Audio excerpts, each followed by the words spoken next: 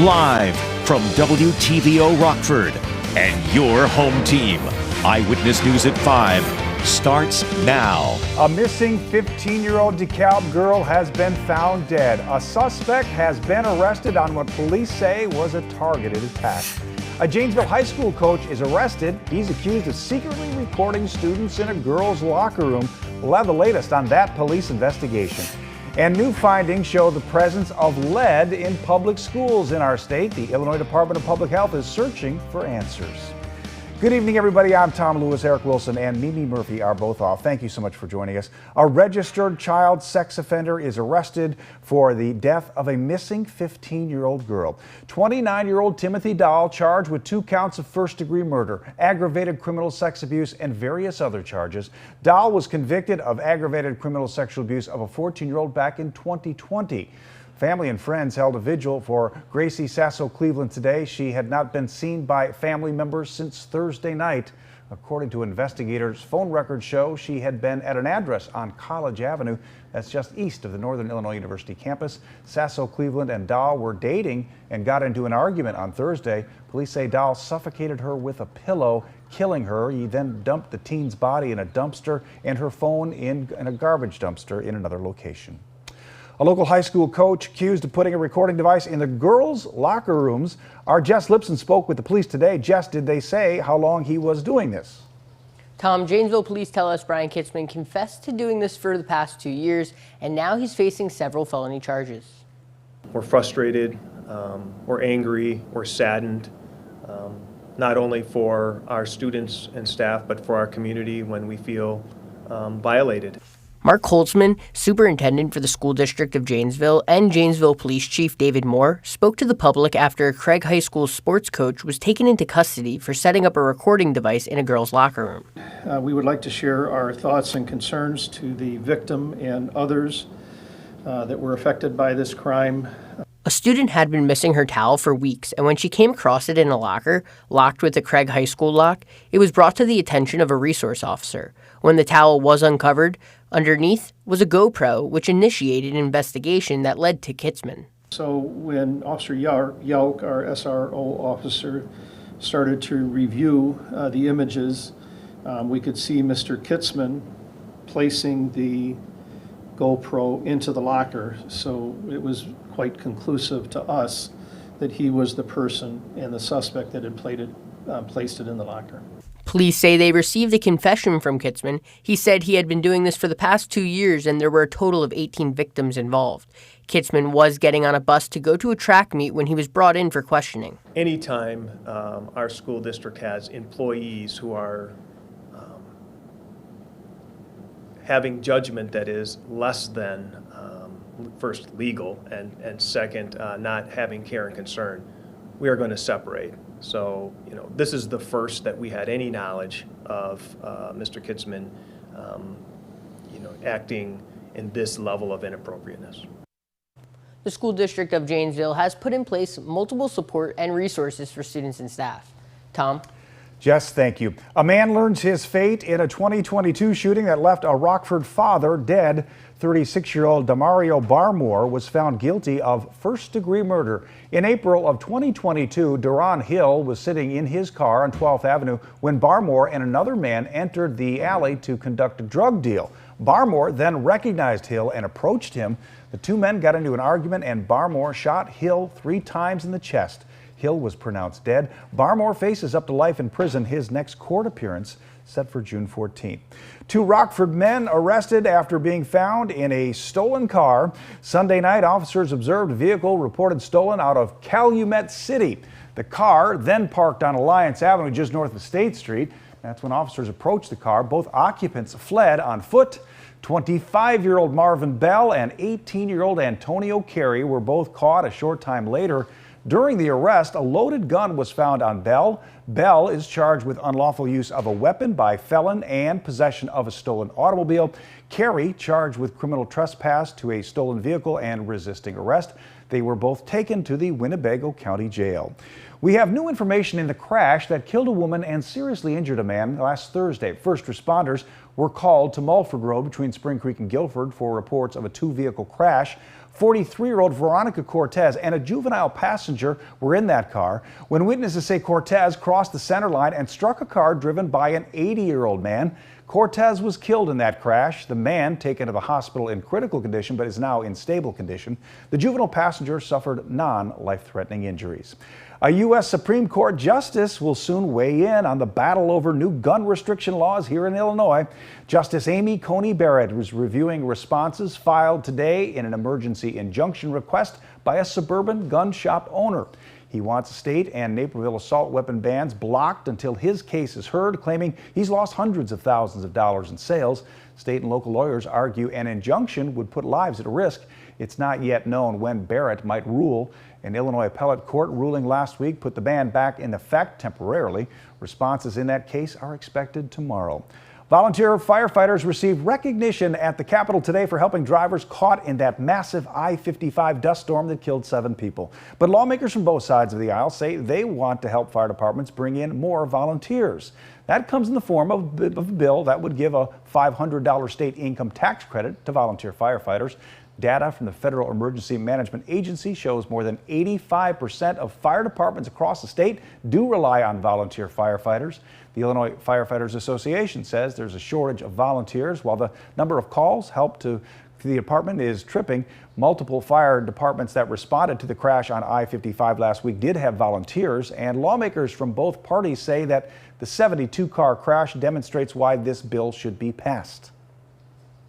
We need to ensure that we have enough first responders and volunteer firefighters and personnel to show up at these scenes and to show up at any scene, wherever it is in the state, to ensure that we can save lives and try to help people as best as possible. We're at a dire crossroads, and we really need to encourage, incentivize, and try to build up our volunteer firefighter departments and our fire departments.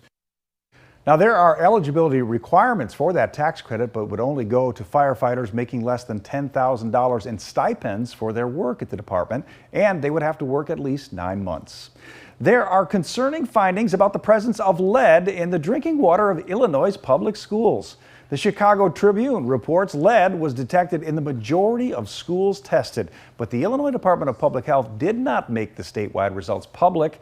A 2017 law made testing mandatory and required notification if lead was found.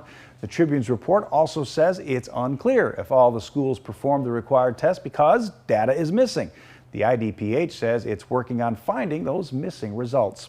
Gas prices here in Rockford continue to fall as the price of gasoline has fallen almost 7 cents in a past week. According to Gas Buddy, average gallon of gas in Rockford now $3.71. The cheapest gas station selling gas for $3.36, the most expensive selling it for $4.19. We're still paying more than national average, which sits at $3.50. Experts say prices should continue to fall. That is due to the switch over to summer blends and increased demand. The U.S. is bracing for the expiration of the pandemic-era border restriction known as Title 42. The policy is set to expire on Thursday. The Biden administration says it's preparing for the expected influx of migrants once the policy ends. Anna Warnicki reports how some lawmakers fear the Border Patrol is not ready. Homeland Security Secretary Alejandro Mayorkas is pushing back against the criticism that Border Patrol isn't ready for the end of Title 42. We are prepared. We've been preparing for this for quite some time. Mayorkas said on CBS's Face the Nation that the administration is ready to handle the surge of migrants expected to arrive at the southern border Thursday. We have a migration information center that is specifically set up to communicate with state and local officials. The administration also deployed 1,500 active duty troops to assist Border Patrol. Those troops will arrive this week and will be stationed at the border for 90 days. 1,500, quote, soldiers to do paperwork. But Texas Governor Greg Abbott says border communities need more help. We need 15,000 or 150,000 to secure the border. Arizona Independent Kyrsten Sinema and North Carolina Republican Senator Tom Tillis introduced a bill to extend Title 42 for 2 years. Giving us some time and space for the Biden administration to do their job and for us legislators to actually create a plan that can get through both the House and the Senate. Sinema is urging her colleagues to pass the bill as soon as possible to prevent a catastrophic situation at the border. Migrants will be in crisis as soon as next week. It will be a humanitarian crisis because we are not prepared. In Washington, I'm Anna Warnicki. Now, your first warned weather forecast from Chief Meteorologist Candace King. We had some strong to severe thunderstorms come through late yesterday evening, early overnight. Most of that did stay south of Rockford, but as the sun was setting, not only did we get some very bright, vibrant rainbow pictures, also some beautiful sunset photos. So wanted to look again at just kind of the right ingredients that come together in order to get those very vibrant rainbows. Now, typically you must be between the sun and the rain in order to be able to get that good view. It also must be within a few hours of either sunset or sunrise. The rainbow will appear at the point of opposite sun, and the reason why it has to be a few hours before sunset or sunrise is because the angle that the sun has to be on the horizon. Those larger raindrops, they often create the brighter bands that you see in the rainbow. So as the light kind of goes through that raindrop, it reflects and refracts off of the raindrop, and then you get that visible light spectrum, which is your rainbow. Sometimes you can even get a double rainbow, and on very rare occasions, even a triple rainbow. So thank you to everyone who not only shared those sunset photos, but also those beautiful rainbow pictures from yesterday. Today, completely opposite of what we had yesterday. Lots of sunshine, lots of warmth. We've been stuck in the clouds, the drizzle, the rain, and the fog too, which is starting to thicken up in a couple of spots. We go to the east at the Poplar Grove Airport, where we had pretty thick fog, the drizzle and the rain. You go a little further west here on our SkyTrack camera out in Freeport and notice things are beginning to improve. So cloud cover trying to thin out just a little to the west of us, and we'll gradually see that visibility improve over the next couple of hours. But we are down to 2 miles here in Rockford. It's gone down in Rochelle and DeKalb, and a little further to the east and south, we may actually see that visibility fall just a bit here through this evening. As far as rainfall totals are concerned, anywhere between a half an inch up to 3/4 of an inch, almost near an inch of rain from what has come down from midnight throughout the day today. Areas to the south with those thunderstorms yesterday had a good 2 to 3 inches of rain. So quite a bit of rain coming in a short amount of time. Good news for us, we are going to dry things out here over the course of the next couple of days. Low pressure continues to spin to the south. We've got a few thunderstorms forming over Iowa. Those are not going to be a concern for us here as we go through this evening. You can tell where the cloud cover and the rain sits across the Great Lakes versus where we've got plenty of sunshine. The sun over the next couple of days will warm those temperatures back into the 70s. We're not there yet. 56 in Rockford, 59 in Freeport. So going up a little further to the west as skies begin to clear out a bit as well. 54 for our weather watcher Terry here in Genoa. Had just under half an inch of rainfall coming up here throughout the day today. 79 our high temperature on Saturday. 88 yesterday. We officially made it up to 63 degrees early this morning, but temperatures throughout the afternoon have stayed in the 50s. Now, dense fog possible tomorrow morning as we sit right around that 50-degree mark. 71 for tomorrow. We'll see a return of sunshine, but rain unfortunately does return for the weekend. Now sports with sports director Scott Leber. This is going to be a very big night for the Chicago Blackhawks, one that could alter the franchise for the next 10 to 15 years. The NHL Draft Lottery is going to be held, and the winner of the lottery will have the chance to grab one of the hottest prospects in years, this fella, Connor Bedard. He is a 17-year-old center for the Regina Pats of the Western Hockey League, and this past season he led the league with 143 points. He's drawn comparisons to Connor McDavid and Sidney Crosby. Now the Blackhawks had the third worst record in the NHL this season, so they have the third best odds of getting that first pick. The Ducks have the best odds at 18.5%. The Blue Jackets next at 13.5%, and the Blackhawks have an 11.5% chance. Cubs are set to host the Cardinals, weather permitting, for the first time this season tonight. It marks the return of Wilson Contreras to Wrigley Field. Cubs have continued their youth movement. Now they have called up Christopher Morel. He was hitting .330 with 11 home runs at Iowa. And the White Sox will play in Kansas City tonight. The Royals are scuffling with a record of 9-26. One of the Nick 10's top senior basketball players is ready for the challenge of College Bowl.